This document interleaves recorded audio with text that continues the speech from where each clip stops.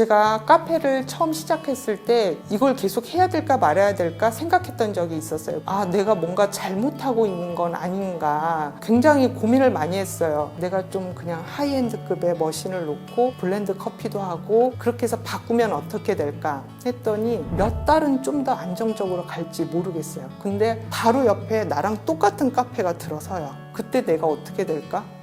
그때는 이제 살아남을 자신이 없더라고요. 나보다 조금 더 큰 카페, 그리고 하이엔드 머신이라는 건 좀 지나면 더 좋은 머신이 또 나오기 마련이에요. 근데 그걸 쫓아갈 수는 없어요. 계속 바뀌니까는. 나만의 컨셉이나 나만의 철학이 없다면 어차피 사라지는 건 똑같겠다는 생각이 들더라고요.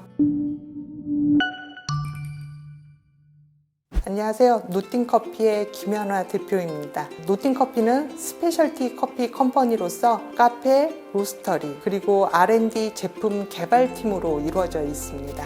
노팅커피의 구성원들이 모두 원래 커피 관련 일을 했던 사람들이 아니에요. 처음 카페 시작도 그렇고 커피의 선택도 그렇고 커피하면 연상되는 그런 것들과는 좀 거리가 멀었어요. 저 같은 경우는 방송작가였고 또 어떤 한 구성원은 대기업의 RF, 서큐, 디자이너였고 이런 식으로 다 다르고 그런 직업들이 스트레스를 많이 받잖아요. 커피를 이제 자꾸 마시게 되고 마시다 보니까 이제 취미로 좋아하게 되고 근데 그러다 보니까는 이제 각자 알아서 각자의 방법대로 커피를 찾아 마시고 공부를 하다가 내가 좋아하는 커피를 좀 더 많은 사람들과 함께 나눠보면 어떨까 그런 생각이 드는 거예요. 그러려면 또 공간이 필요하잖아요. 그런 사람들을 한데 모을 수 있는. 그러면 공간이 있어야 되면 그거는 카페잖아. 단순하게 그렇게 시작이 됐어요. 그래서 이름 자체도 노팅커피 하면 오시는 분들이 많이 물어보세요. No think, nothing이라고 그래서 오시는 분들은 그냥 아무 생각 없이 그냥 오세요. But no think.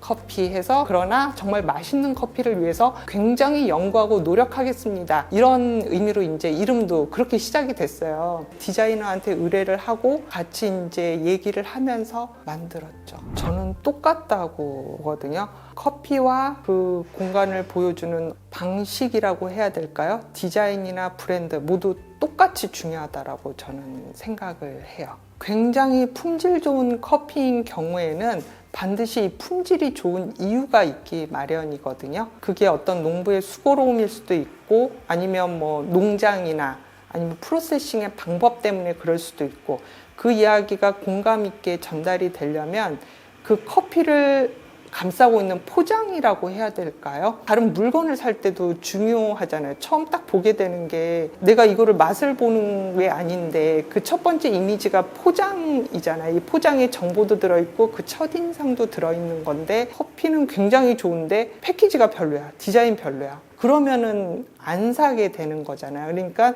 커피의 맛만큼 그 커피를 포장하는 디자인, 패키지도 굉장히 중요하다고 생각해서 똑같다라고 보는 거고요. 공간 같은 경우는 우리가 지금 굳이 카페 가지 않아도 커피 마실 수 있거든요. 근데 굳이 내가 돈을 주고 차를 타고 카페 가서 그 커피를 마실 때는 내가 거기에 갈 만한 이유가 있어야 된다라고 보거든요. 근데 저는 그게 공간이라고 보거든요. 저희는 오프라인 공간이 주는 이야기의 힘이 있다라고 믿습니다라고 이야기를 했었어요.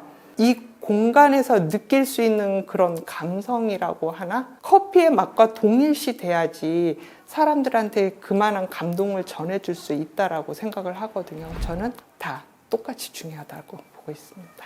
터치포인트에 들어와서 뭔가 굉장해라고 딱 받았는데 나갈 때 별로면은 그건 기억에서 잊혀지거나 아니면은 이야기가 전달이 돼도 안 좋은 이야기가 전달이 되는데 처음에 들어왔을 때보다 나갈 때 더 큰 만족을 느끼면 약간 그 반전 같은 그런 느낌이 있잖아요. 더 깊이 이제 각인이 되고 하니까 저는 그 엔딩 포인트가 더 중요하다라고 생각을 하는데요. 고객이 다시 오게 하거나 집어들게 하려면 일단은 눈에 띄고 예뻐야 되는 게 첫 번째인 거는 맞아요. 저는 아무래도 이거를 사용자의 입장에서 한 번 더 보게 돼요. 예쁜 것도 중요하지만 공간이든 제품에서 생각하는 건 기능적인 거를 먼저 봐요. 기능적인 거를 어떻게 아름다운 것으로 바꾸느냐를 굉장히 그 부분을 고민을 해요. 디자인을 의뢰하거나 뭐 할 때 예쁘게만 이렇게 주시는 분들도 있어요. 근데 저희가 원하는 건 그게 아니거든요. 예를 들어서 원두봉투 같은 경우는 친환경 패키지로 바꾸는데 생분해성 재질을 썼어요.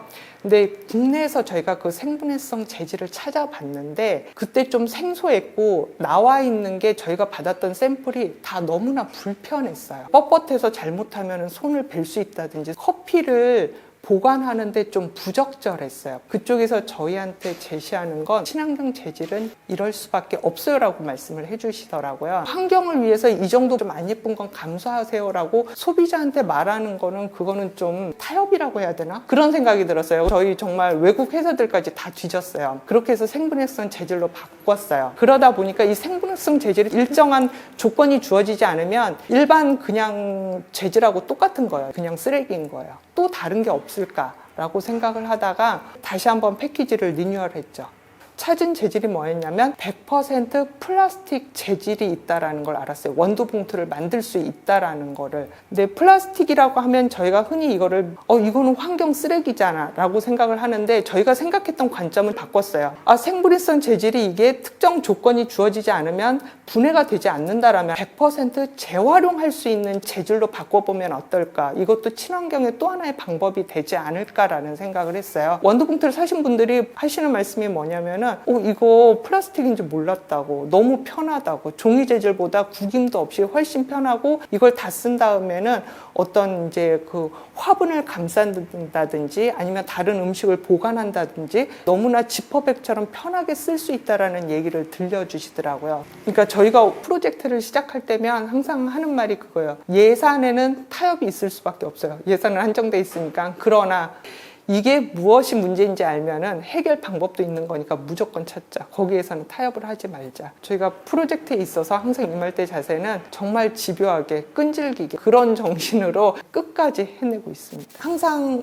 생각을 하는 게 뭐냐면은 우리가 이 맛있는 커피를 앞으로도 계속 마실 수 있을까를 생각을 해요. 그러다 보면 여러 가지가 물고 들어오게 되거든요. 다 마찬가지인 얘기겠지만 기후변화나 이런 것 때문에 커피 생산량이 계속 감소하는 추세거든요. 앞으로 우리가 이 맛있는 커피를 계속 마시고 제공하기 위해서는 그럼 내가 뭘 해야 될까를 생각하게 되거든요. 자연스럽게 사실 제가 어떤 막 거창한 막 그 환경운동가나 뭐 이런 사람은 전혀 아닌데도 불구하고 지속 가능성이라는 단어를 볼 수밖에 없어요. 지속 가능해야 나도 사업을 계속할 수 있는 거고. 그러니까 또 자연스럽게 환경에 대해 이제 생각을 하게 되고, 첫 번째는 환경, 그 다음에 두 번째는 내가 지금 비싼 돈을 주고 이렇게 사가지고 오는 이 커피에 대한 그 지불하고 있는 가격이 재배하고 있는 농부들에게 제대로 전달이 되나? 그들이 계속 재배를 해줘야 내가 사올 수 있는 거니까는요.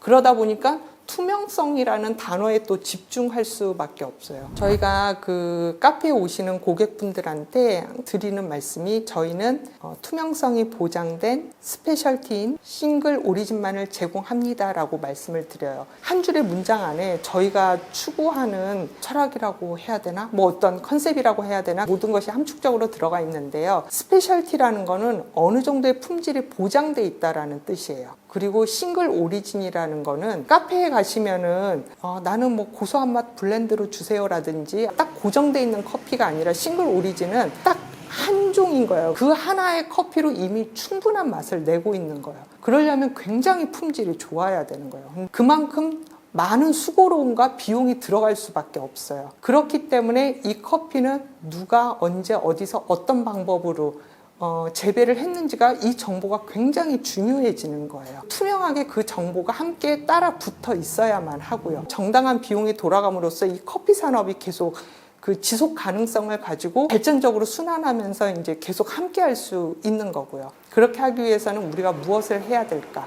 그렇게 생각하면서 항상 노력하고 있습니다. 제가 카페를 처음 시작했을 때 이걸 계속 해야 될까 말아야 될까 생각했던 적이 있었어요. 내가 뭔가 잘못하고 있는 건 아닌가 굉장히 고민을 많이 했어요. 내가 좀 그냥 하이엔드급의 머신을 놓고 블렌드 커피도 하고 그렇게 해서 바꾸면 어떻게 될까 했더니 몇 달은 좀 더 안정적으로 갈지 모르겠어요. 근데 바로 옆에 나랑 똑같은 카페가 들어서요. 그때 내가 어떻게 될까?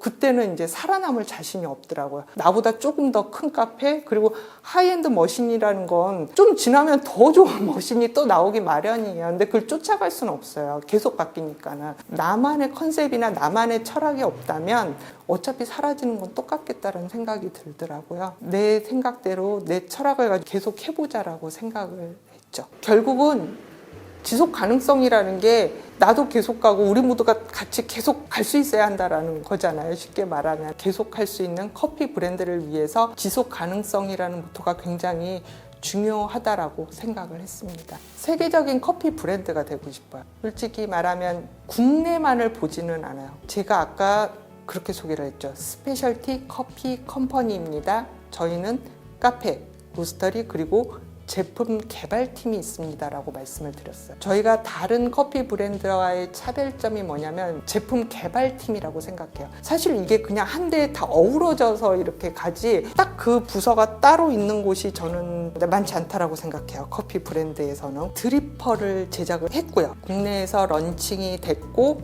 그리고 해외 커피 미디어에서도 좋은 반응을 얻고 있고, 올 봄에 드리퍼 판매를 위한 글로벌 웹사이트가 완성이 돼요. 그 다음에 저희가 이제 이 제품 개발팀에서 스페셜티 인스턴트 커피라든지 리얼 드립백 커피라든지 국내에서는 시도해보지 않은 제품들을 계속해서 만들어 냈어요. 저희 브랜드 성장에 있어서 탄탄한 그 초석이 될 거라고 생각을 하거든요. 그래서 저희의 최종 목표는 세계적인 커피 브랜드가 되는 거고요. 전 세계 커피인들이 우리 브랜드의 드리퍼라든지 우리 브랜드의 서버라든지 우리의 제품을 가지고 이제 커피를 추출하고 어느 카페나 가정에서 볼 수 있는 그런 날이 올 거라고 생각을 하고 있습니다.